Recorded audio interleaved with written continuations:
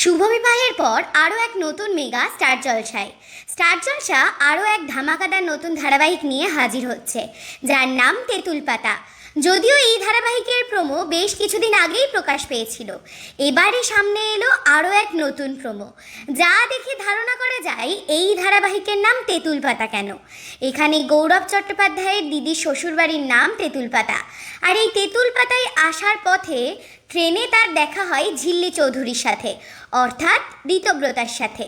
বাবার পছন্দের ছেলেকে বিয়ে করবেন না বলে বিয়ের পিঁড়ি ছেড়ে সে পালিয়েছে।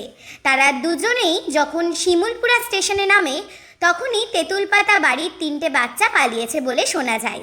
তাদেরকে খুঁজতে থাকে বাড়ির লোক, আর তখনই স্টেশনে গৌরবের সাথে দেখা হয় বাচ্চাদের। বাচ্চারা তাকে কংস মামা বলে ডেকে ওঠে, আর এমন সময় ঝিল্লিও দৌড়ে আসতে গিয়ে গৌরবের সাথে ধাক্কা খেয়ে তার গায়ের ওপরেই পড়ে যায়। সবাই তাদের দুজনকে একসাথে দেখে নিজেদের মতো করে অনেক কিছুই ভেবে বসে। একাধারে গৌরব বেশ শান্ত, আর এদিকে ঝিল্লি ভীষণই চঞ্চল প্রকৃতির।